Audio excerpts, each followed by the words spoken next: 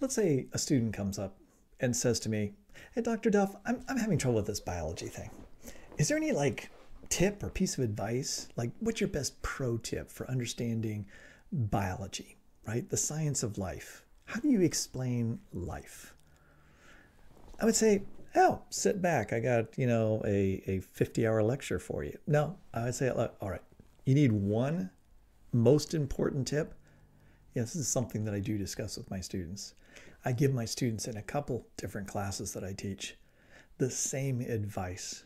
I remind them of the same thing. And I say, the more you can fully appreciate this truth, the greater your understanding will be of biology overall. It's a piece of information that will appear to bring together unrelated facts and start to make sense out of them. So what is this great tip that I provide to students? I actually shared it in a recent video when I talked about quadrillions of mutations in your body. But many of you might not have listened all the way to the end of that 1 hour discussion. And so I thought I'll bring that back and just highlight that one tip here as a piece of advice for understanding biology. Okay, Dr. Duff, get on with it. Tell us what this great piece of advice is. Okay, let's do it.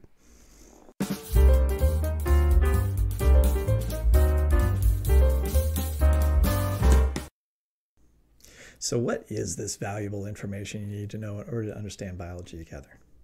Well, it's simple as this statement. Life is possible due to the genome's ability to stay the same and yet change.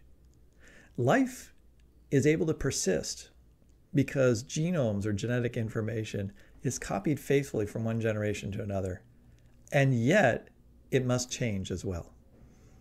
Okay, now this sounds like kind of like an oxymoron, something that is like diametrically opposing forces. In fact, they are opposite forces. And it's the interrelationship of these two necessary things that are opposed to each other. I must stay the same. I must change. And it's finding the balance between I must remain the same to continue and I must change to continue my existence, not mine, but like a species existence for life, for the persistence of life of all different organisms on Earth. They must stay the same. They must replicate themselves as faithfully as possible, but they don't dare replicate themselves so faithfully that they go extinct. They must actually change as well. If you can grasp that particular dynamic, you can explain so many different features of organisms through this particular framework. So let me flesh this out a little bit more. But these two statements on the side of me here are representing two things that are both true, and then we'll talk about some examples of how this works itself out in life. All right. So the continuity of life, or the continuance of living things. Remember, all species, individuals of species, they're not going to live forever, right? How do species persist? They persist by reproduction, right? You have to make more copies of oneself or of individuals within a species. So, and how does that continuity of life continue? Well, the things that make an individual what they are encoded in their genome. And so if you want to make more of that same species, something that's like that, make one kind makes a similar kind or the same kind, you have to faithfully copy the information you have and transmit it to the next generation. That's all about inheritance, right? That's called transmission genetics. We're transmitting information from the current generation and we're transmitting it to the following generation. If we didn't do that faithfully, in other words, the word faithful here means if I didn't copy my DNA very well and I made lots of mistakes, I would be giving lots of misinformation to the next generation, and it might not be able to put those pieces together and read them and make a coherent organism out of it, right? In which case, the persistence of the species would end, right? It wouldn't continue. It would be unfit for future environments, and that would be the end of that particular life form. So if all living things were so unfaithful in copying their genetic instructions, their instruction set, life would not continue, right? Life would end. It would go extinct. So to avoid extinction, one must make as faithful copies as possible to the next generation. After all, think about what's happening here. If you are persisting in this present world, it must mean you have some set of genes, some set of genetic information that allows you to persist in this current world.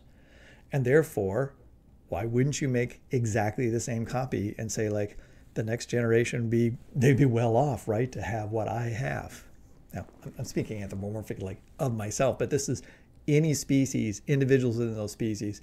For them, they are attempting to make exact duplicates of themselves because whatever they are that allowed them to persist and get to the point of being able to reproduce is apparently a sufficient set of information to survive in this world. So why not make exact copies of that and allow the next generation to continue in the same way?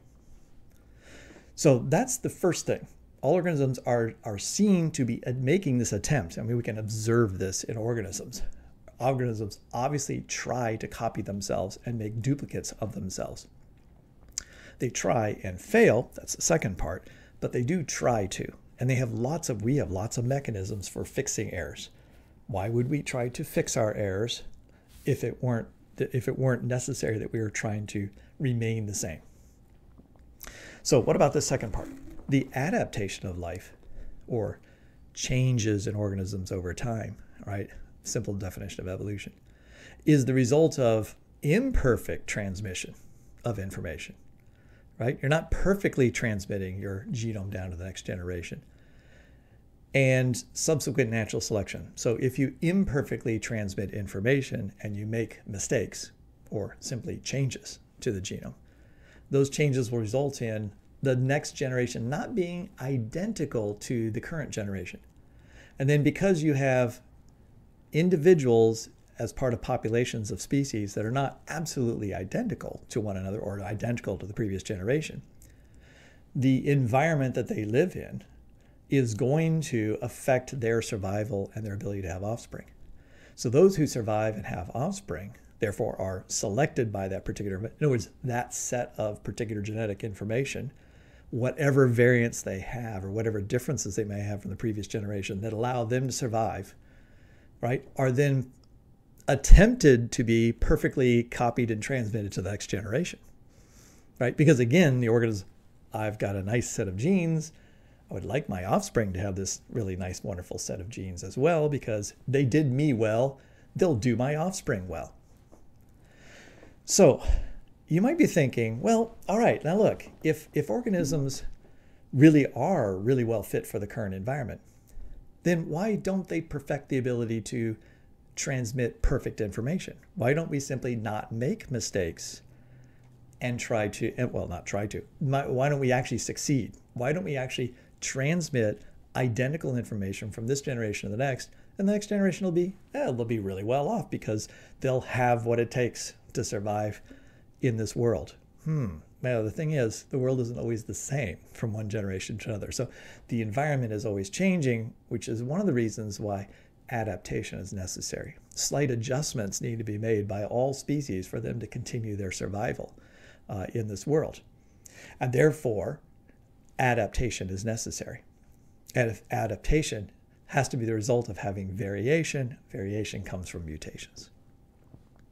But let's unpack this a little bit further. And I want to do that by looking at a couple examples.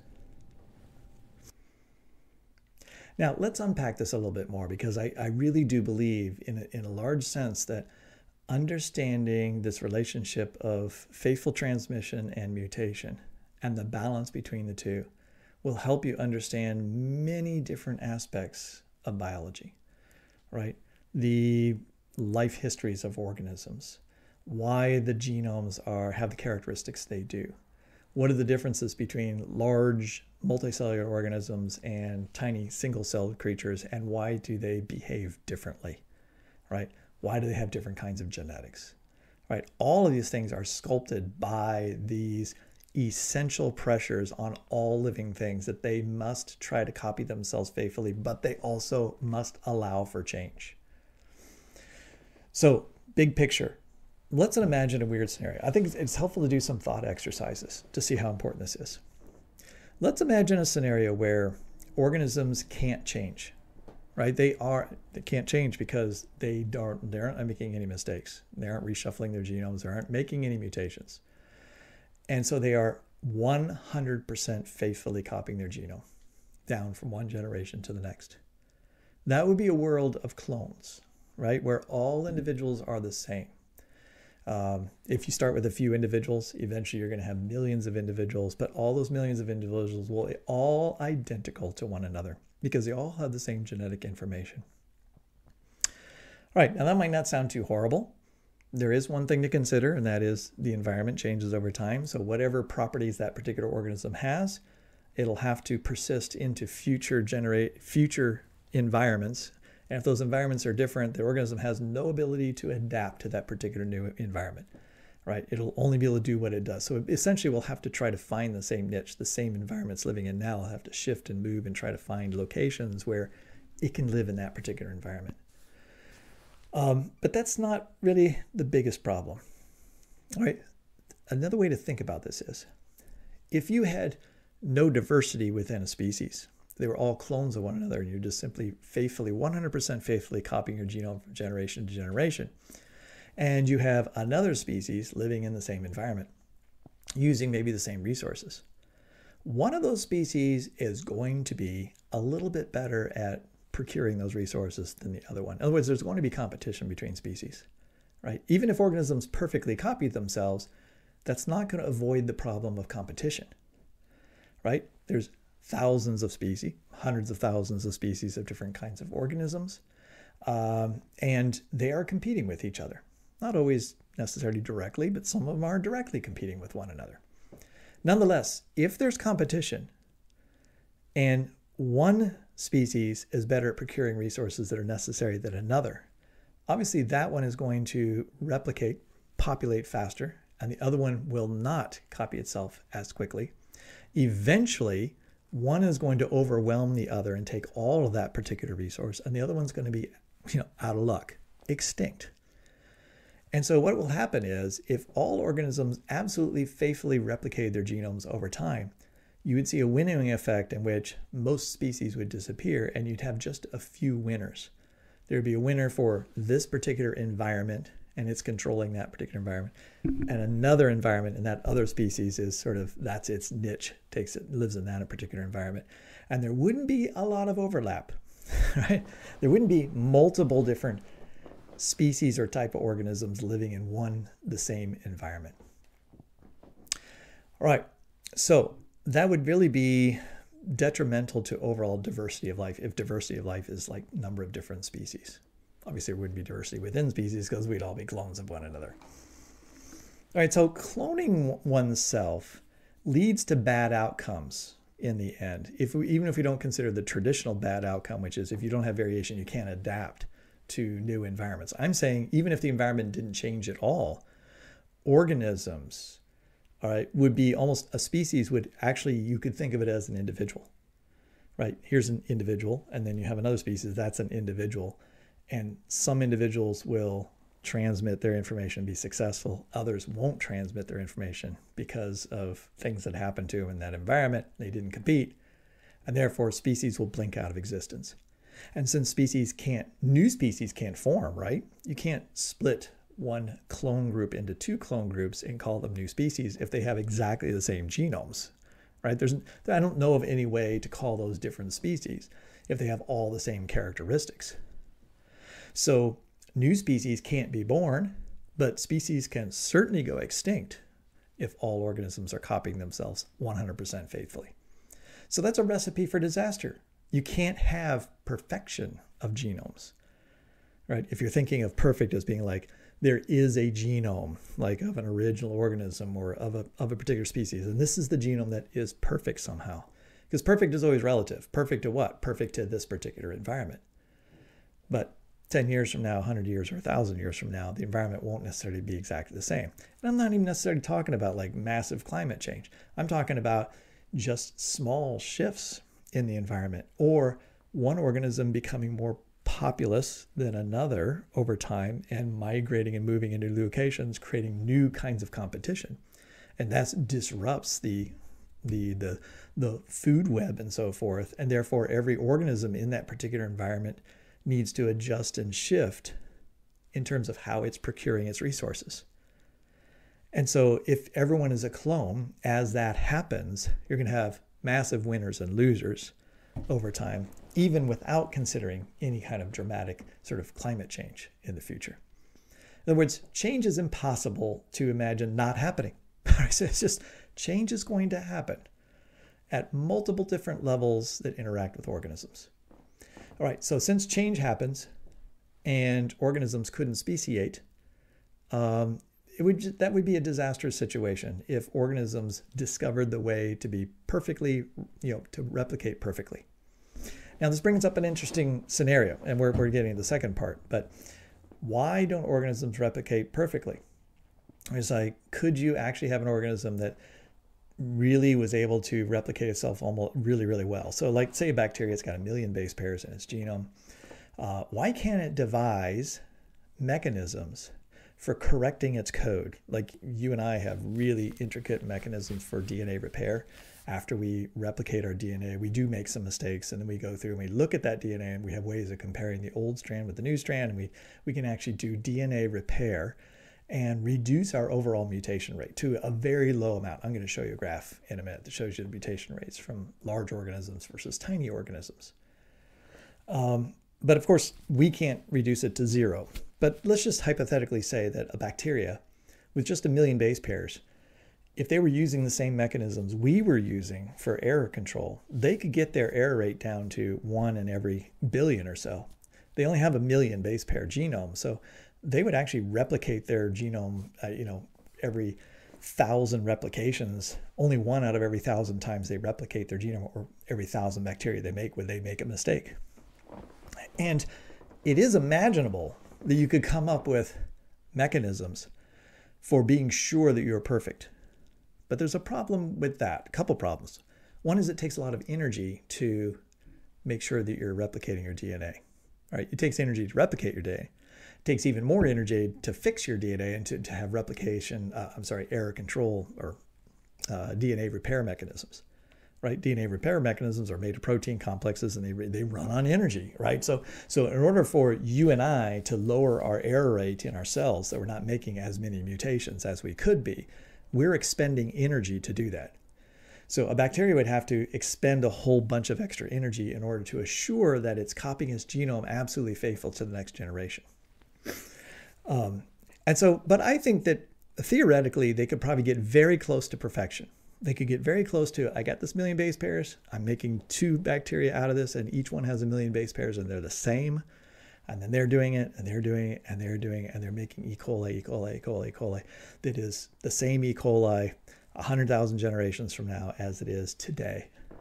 So they've achieved perfection in replication. They've achieved perfection in the continuity of life, of the bacteria today is the same as it was in the past. Right? You could get in a time capsule and go back and find an organism, and it'd be like, you're the same organism then as it is now. And I can just simply trace your history through replication cycles. Now, of course, we can trace our history through our replication cycles as well, but we would never go back and say, like, if I went back a certain number of generations, that I would find an individual that was identical to me. Now, it's a little different in diploid organisms. You and I have 2 sets of chromosomes, and so we do sexual reproduction. And so that's a little trickier to think of cloning in that fashion. But nonetheless, even a diploid organism could have 2 chromosomes that are exactly the same, and you'd have a whole lot less variety. And we could essentially all be clones, even with males and females. But it's easiest to think of bacteria. 1 genome. Yes, they could continue their existence on and on and on and on and on without any change. So you might say to yourself, well, why doesn't that happen? Well, you already had the answer. You already know from what I've said already, but I'm going to repeat it anyway, just to emphasize this point.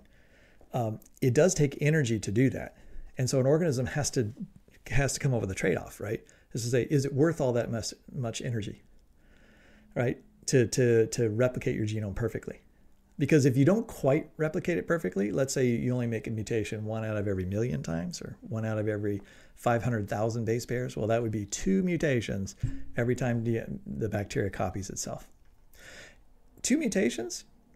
It's pretty likely that you could make a copy and it only had 2 mutations and the next bacteria is still going to be E. coli, right?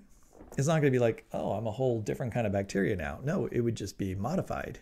It would have a slight difference from the previous E. coli. And that bacteria can survive in its environment. And so why would the bacteria go through enormous efforts to make absolutely identical bacteria if the next generation can still survive and is still E. coli? In other words, a kind is making a kind, right? Like is making like. But it's not a perfect organism making yet another perfect copy of itself. So replication happens faithfully enough that the species persists. And you can think of this for any species, right? Human beings and ladybugs and orchids, right? They're copying their genomes. They're not doing it exactly perfectly, but they're doing it well enough that the offspring is going to be an organism you recognize as being the same kind of thing. But it won't be absolutely identical. So that's part of the reason why you don't need to faithfully copy. And it would be a waste of energy then to expend all the energy to do it perfectly, right? You'd have to go, it's a little bit like trying to reach light speed, right? You can put some energy in and get faster and faster and faster and faster. But the closer you get to light speed, the more energy you have to put in order to just increase your speed just a tiny little bit. The same thing with fixing your errors. Right, you can spend a little bit of energy and go from being really sloppy with DNA replication to getting a little bit better. And then you can spend a little more energy and get a little better. But the closer you get to being very good at replicating your DNA and fixing all your errors, the more energetically expensive it becomes. And at some point, it's really not worth trying to fix every single error you have because you didn't involve so much energy. You'd be like, I don't have any time to do anything else. It's all I'm doing is preserving my DNA. I mean, I don't have enough energy to even survive and do all the other operations that this cell needs to do. So there is natural selection. Okay, we're getting to the natural selection part. Natural selection is going to choose bacteria for survival that don't expend all their energy repairing their DNA because they're not going to be very efficient in the rest of the real world, right? They're not going to be very good survivors. Sure, they got this awesome DNA code that's identical to its parent, but it's spending so much energy making sure that it's going to make an identical copy for the next generation that it's really not going to survive. And its friends out there, its neighbors, which don't have that super duper replication repair mechanism, and they're like, I'm going to make a mutation every 500 base pairs. Well, guess what? My offspring survived and they're doing just fine. And I didn't use all that energy copying my DNA. So they're the winners. The ones that make mistakes are the winners. And therefore, the next generation is like, this is what my parents taught me. My parents taught me it is not worth the time and effort to try to fix every single error. Right? So mutations happen.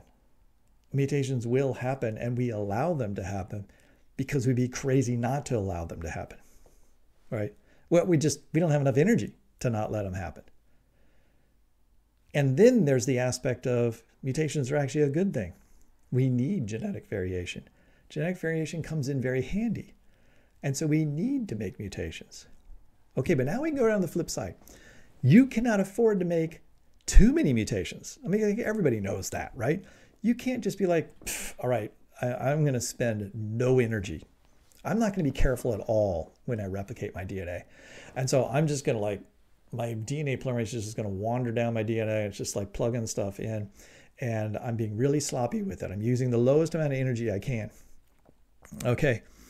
And so, that might include not having the full protein complex and, I'm not making as many helper proteins and whatever. You're just saving energy. And then you're making errors after error after error after error. And then you got genes that are breaking down and they're not functioning properly in the next generation. Those organisms don't survive well. So guess what? Natural selection, the environment says that organism doesn't survive very well. And guess what? It has the genetics, it has the genetic information, It has the memory of like, I'm just being super sloppy and I don't care about DNA replication. Those genes that told you to be bad at replication, they're not going to survive. They don't survive to the next, a couple generations down. And so now you see how the tension is going to shape the error rate. If an organism can afford to have a lot of errors, it's going to have a lot of errors because you can use less energy. So organisms that have more errors but still survive, they continue, and therefore the genetics for making more errors continues in the next generation, right? The signal, the information for, hey, don't work too hard to fix your errors because it's not really that important. Okay, then I won't fix my errors, and that's the way organisms will be in the future. And so there are organisms out there that have extraordinarily high mutation rates because they can afford to do it. And also, some of them need to do it. Some of them live in such chaotic environments that if they don't constantly change, they'll go extinct. They have to adapt super fast to their environment, like viruses. Viruses have to constantly change themselves in order to keep ahead of immune systems. If they were like, I'm going to perfectly replicate myself and never make any changes, they're going to be extinct. And then they don't exist, so they didn't persist. All right, so we would say life is not continuous for them if you want to consider them alive. All right, so the whole point here is to talk about what causes life to persist. How is life possible and how can life continue for generations after generations after generations? It has to replicate itself, but it also has to change. All right, so my example was bacteria. We were talking a little bit about bacteria. And we said that like E. coli, it can afford to change. It can afford a fairly high mutation rate. For one thing, it can make trillions of itself. And so if it's making a lot of mutations, it means it will make lethal mutations. Mutations are at particular points in genes that are so important that the daughter bacteria is going to die. And you know what the bacteria species says about that? Who cares? No, that's just one cell, like out of trillions. So most of the mutations made, actually a large number of the mutations made, might actually kill the bacteria, future bacteria. But they're dead, in which case the survivors don't have those particular mutations in them. They go on to make the next generations, and they still have a high error rate. The beauty of the high error rate for bacteria is it makes them super adaptable. Right? The environment changes over just a period of few years. They can go through thousands of cycles in just a few years, and they can adapt to new changing conditions around them. And those changing conditions could be new other bacteria that are predators in their environment, other organisms that are trying to eat them, or different temperatures, right? It could be biotic factors, other living factors that are competing, and other abiotic factors, right? The environmental factors. Right? So bacteria are super adaptable, right? They adapt far quicker than, say, large multicellular organisms do. And the reason they can adapt so fast is because they have a high mutation rate. They add more variation constantly to the genomes of subsequent generations. And so if any of those E. coli were to think to themselves, yeah, I don't want to make all these mistakes. I'm going to get super efficient and not make any mistakes. Well, we already covered that. They're going to spend energy doing that, and it's not really going to help their offspring. Their offspring are going to be identical to them. And then what if the environment's changing over a period of a couple weeks, and you go through several thousand replication cycles, and your neighbors over there, every time they have kids, they're making 10 errors. And you over here, my kids only have one mistake, compared to me. Unfortunately, my kids, some of them, a lot of them aren't going to survive in this new environment. Whereas over there, your friends, they're like, hey, all of my kids, sure, some of them had mistakes that killed them. I'm sorry, some of my kids just died from mutations. But you know what? I also had some kids that were really good survivors, right? And they're going to be the future of this particular species. Whereas your kids aren't going to have a future at all because you're just going along making exactly the same thing as yourself. And if you keep doing that, you're doomed, right? Any species that replicates itself 100% faithfully is doomed to extinction, right? Just can't do it. Okay, that's bacteria. I already mentioned viruses. Viruses have extraordinarily high mutation rates, and depending on which kind of virus. So there are viruses that are double-stranded DNAs, some that are single-stranded DNAs, some that are RNA, like coronavirus, RNA. And so depending on the type of replication that it does and the organism that is inhabiting it, sometimes there's actually replication repair that goes on in some viruses that's provided by the host. But for most viruses, having more mutations is actually fine, right? One cell can make hundreds of thousands of viruses if it's been infected. And so what does the virus really care, right, if even 30% of those make nonsense mutations that hurt the virus and maybe now it's inert and unable to do anything? If they've taken if one virus has become 100,000 viruses and 50,000 of them, die, and 50,000 of them survive, you still have turned one virus into 50,000 new viruses, each of which have mutations in them. And those mutations will give them the ability to persist because they are going to adapt to new environments, which are new hosts. Right? And what happens in a host? Remember, a virus has to enter into a cell, a host cell, and it has to have a doorway to do that. The doorway typically is a protein that's on the surface that it attaches to. And that protein attachment is going to be based on the properties of the amino acids of those two different proteins. And so what's happening in the host is not dumb, right? If a particular host, it could be a bacteria or a plant or a fungus or an animal, but let's say a bacteria. Let's say a bacteria is being infected a lot by a particular virus.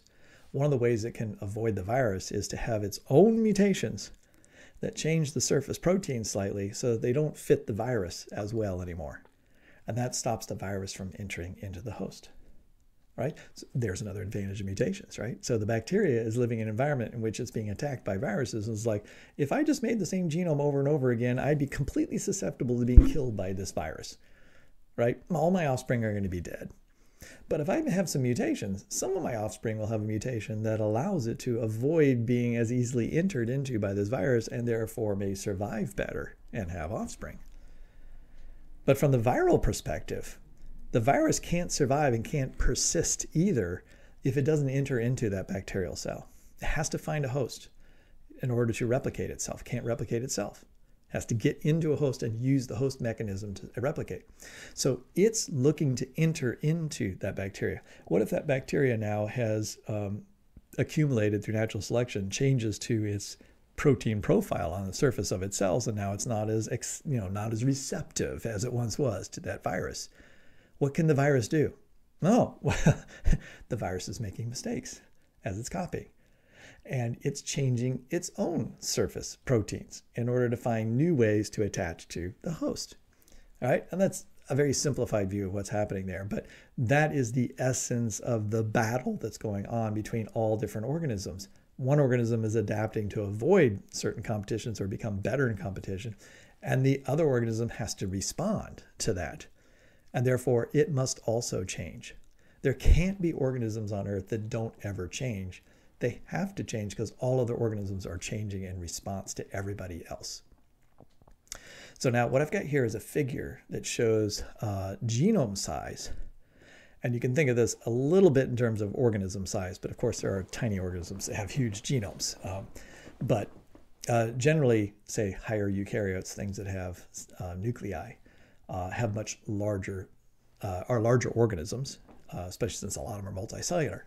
And they have larger genomes. So genome size down here is, we are going everywhere from to hundreds to thousands, tens of thousands.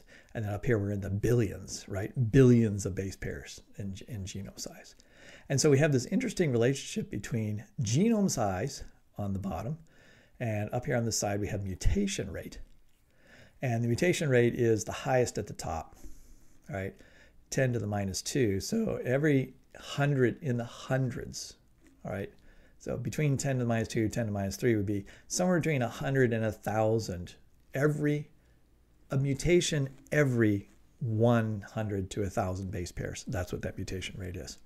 In fact, some of these viroids, which are naked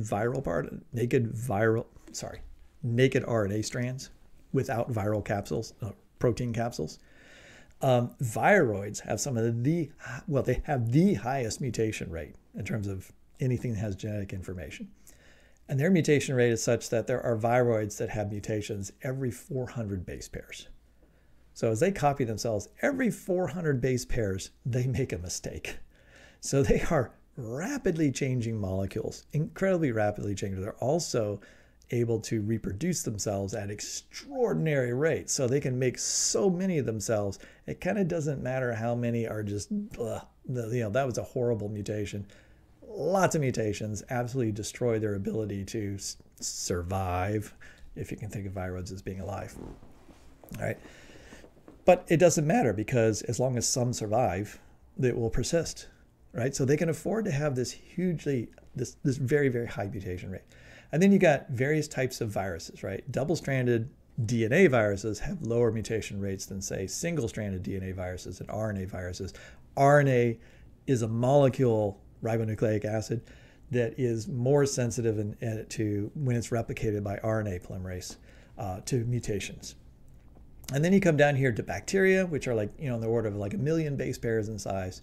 And then you get to lower eukaryotes, are really simple, typically single-celled eukaryotes, and higher eukaryotes, which are almost all multicellular.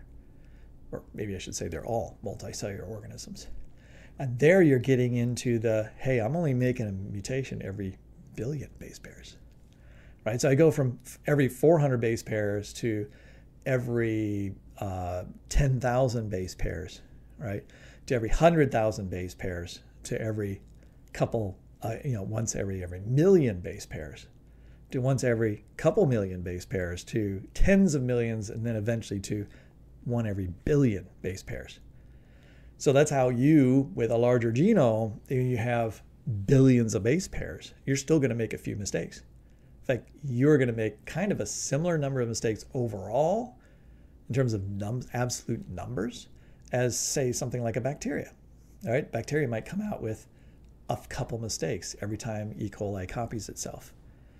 And you and I make a couple mistakes every time our cells replicate themselves. Oh, the key there is your individual cells replicating themselves, not your whole being. Because I already remember, go back and watch my video about how you've experienced 10 quadrillion mutations in you, because you have 100 trillion cells, and every single one of those cells has experienced a couple mutations. So that's hundreds and hundreds and hundreds of trillions of mutations just in the cells you have that are alive today. But the point here is, the really cool thing here is that the mutation rate scales up with the size of the organism or the size of the genome. And this makes sense, because if you're a tiny organism with a tiny genome, you are replicating yourself very quickly and making lots of yourself, and you live probably in a more chaotic environment, and you need to be more responsive. To be more responsive, you need more mutations. And because you're making so many individuals as well, you can afford to make more mistakes because you have more offspring. If you're a higher eukaryote and you're a bird and you only have 2 or 3 offspring, you can't afford to be making a lot of mistakes. You can't give your offspring a zillion mistakes and hope that one of them survives, because if only one of them, out of 3 offspring survive for every pair of birds that have offspring, the population size is going to go down, right? And eventually the species is going to go extinct, right? They have to replicate themselves in certain numbers in order to maintain the species. So large organisms, multicellular organisms, they have a dual problem. They have mutations that build up because they're doing lots and lots and lots and lots and lots of cell divisions, right, in order to make a multicellular organism. And so then they can have mutations proliferate in their own body. So they got to keep the mutation rate down, and we do, right? I just said that we have all these we have multiple different, let's call them machines, right? Multiple different programs that you have on in your cells, that when you replicate your DNA, you go through and you recheck it and you replace the errors, as many errors as you can.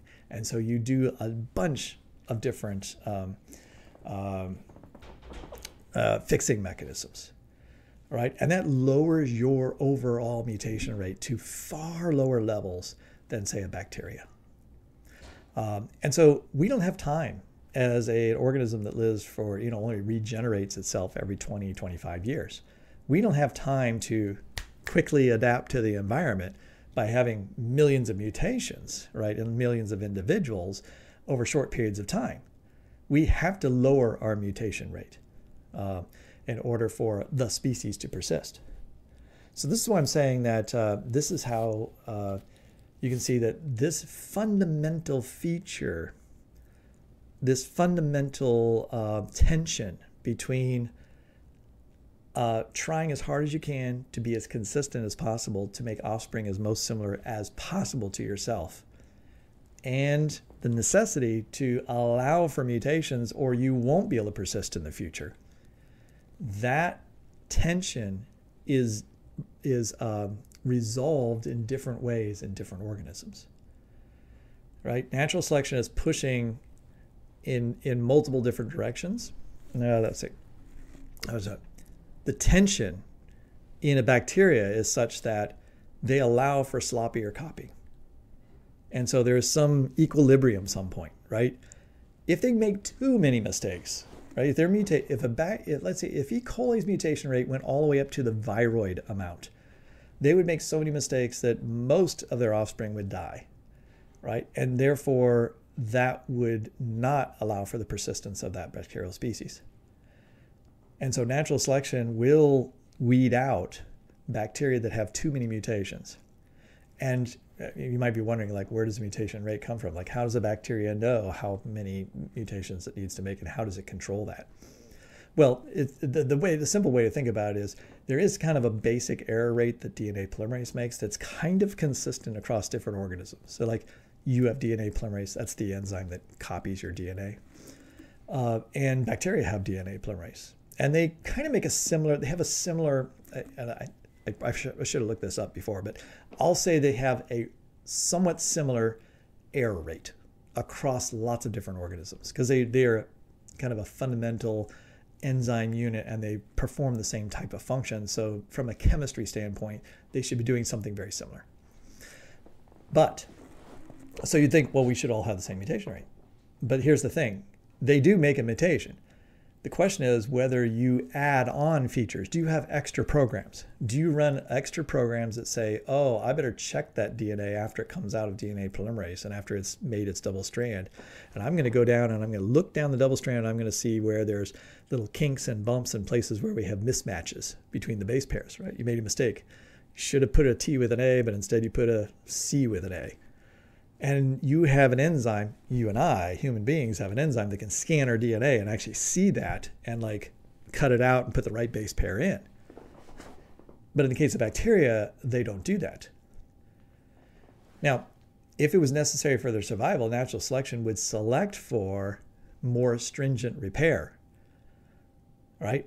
But since they don't need that stringent repair, natural selection selects for don't do anything more. You're just fine. You don't need to spend extra energy repairing yourself. More complicated organisms have evolved far more complicated mechanisms for lowering their error rate. So part of becoming more complex and larger organisms is the necessity to, at the same time, gradually reduce the error rate, and larger organisms have lots more mechanisms for fixing their errors. All right. So as a result, we spend more energy doing that. All right. And it also explains why our genes don't change as quickly as some other organisms do. So you could look for patterns across all of living things, and the patterns you see in molecular evolution, or the rate, the pace of change in non-coding sequence and coding sequence and repetitive DNA and all these different aspects of genomes. And you're going to ask yourself, why are these organisms have faster paces of change and these ones have slower paces of change? And a lot of it just comes right back to this basic fundamental thing that's happening, this tension that all living things are trying to sort out and figure out, like, where is my sweet spot? For an organism my size and with my particular needs and a particular environment, like if you live in a really hot environment, you're going to probably have a higher error rate. If you live in a cold environment and you have slow metabolism, probably going to have you might have a slower error rate. All right. And so those are maybe constrictions put on you by the environment. And so we could go through all the world of ecology, look at all these different relationships, different environments, and start to think about how this underlying principle actually shapes and interacts with those. So some organisms have different challenges. How do they overcome those challenges? Some organisms have suppressed mutation rates. Now what's really, really interesting in the last few years is the discovery that, this is still somewhat controversial, but the idea that some bacteria and some simpler organisms, simpler just in the sense that they're smaller and have less information, may have the capacity to modulate their error rate such that if they can sense the environment and identify that changing conditions are occurring. And under changing conditions, what should be necessary for future generations? More mutations. You need more genetic variation in order to survive the next generation. And that there are genes in organisms that can be turned on that will affect the mutation rate, right? Because if you have repair mechanisms or you have DNA polymerase and you have ways to make it be sloppier, all right, yeah, that's all right. I want you to slip and make some more mistakes for me, please. Right? So if you can regulate that, just like we can regulate so many other things in our genomes or on the expression of our genomes, and you can express something and turn up your mutation rate. So like I'm purposely going to make offspring that have more mutations. And then in a constant environment, the organism's like, I don't need more mutations. What's better for the organism is, look, this environment's been the same for a while, and it appears I don't sense any great fluctuation in the environment. Right. So if the environmental variants are very consistent throughout the life of an organism, that organism may, in replication, in dividing to make offspring, actually lower its error rate. Right? Because it goes back to the principle of my genome works really well in this environment. I've survived this long. I'm really good for it. If I could make a copy of myself and the environment is likely to stay the same, then what's best for the future of generation, the future of the species, is to make more of my identical self, as opposed to, this is getting rough, right? This is getting tough for me. I'm just happy I made it to the point of reproducing. But if I just make an exact copy of myself, my offspring might not have much of a future. So I'd be better off like slipping up a little bit, making some mistakes, and allowing the next generation, or allowing the population in the future, to have enough variation that natural selection, that environment, can choose among my offspring and say, golly, some of your offspring were actually pretty well off in this new environment. And they'll be the survivors, and they will then have to decide, right, about the mutation load that they're going to dump on their offspring after that. Right, so we're about done, but I just mentioned a couple other organisms really quick. So for example, parasites. There's lots of different organisms, hundreds of thousands of species of organisms that take up a parasitic life cycle where one organism is living off another. We've already seen one of them. That's viruses, right? Viruses are parasites. They have to invade a host and use that host replication system to copy themselves. And typical of parasites, they're not responsible for the energy, right? They're using a host. They don't have to be concerned about all the other operations of the cell because the host is providing those. So in a way, it doesn't have to have the genome information for doing all that stuff. So that's what makes it a much simpler organism, right? Viruses are incredibly simpler because they don't have all the components for being a fully living thing. They abscond with the parts of other living things and make them like do the jobs for them. This is also true for a lot of other, endocellular bacteria, for certain, nematodes, and all kinds of different parasitic, usually single-celled organisms that live inside of other organisms, right? They're taking advantage of the host's energy. And when other organisms take advantage of the host's energy, there's a common trend among parasites, and that is they have wildly variable genomes that have very high error rates, all right? They make a lot of mutations. And they evolve at very fast paces as a result. And so for example, if you think about why do they have a higher error rate? Because they can afford to have a higher rate. Maybe they're living off another organism. That organism is providing all the energy. So they don't have to spend energy doing stuff, right? They can afford to make mistakes and just have a bunch of offspring that some of them don't work that well, but they're also in really challenging environments. They're living in a host. And most hosts don't really care for their parasites, right? They're not like, oh yeah, I want to have this parasite. We're not talking about mutualism here. We're not like talking about like an organism that's like giving back and sharing. We're talking about an organism that's just taking. And if an organism is just taking, the host is typically trying to figure out ways to, get back at them, right? So the host is evolving. It's having mutations and changes that are trying to come up with mechanisms to stop this intrusion. And so the parasite, which is usually a smaller organism, replicates faster, which is why it can keep up and why it's almost impossible to ever get rid of all parasites, right? It's why it's such a successful lifestyle, incredibly successful lifestyle on the face of the earth is parasitism. They can replicate so much faster than the host. They will then have a lot of mutations, and they can have a lot of individuals, so they can afford more deaths, so therefore they can afford a higher error rate, and they need a higher error rate, so in order for them to constantly be mutating, and they keep ahead of the host, right? That way they can keep finding new hosts and invading new hosts because they get around the host's defenses. So anything that is competing in that kind of battle often have higher error rates because of the intensity of the competition or the intensity of the single thing they need for their own survival. In class, I talk about this principle and I show a slide like this, and I spend probably a good 15 to 20 minutes on it. And then we come back to it several times in the class, right? We'll be talking about something. I'll say, now, remember, we talked about the balance between the continuity of life and the need to change.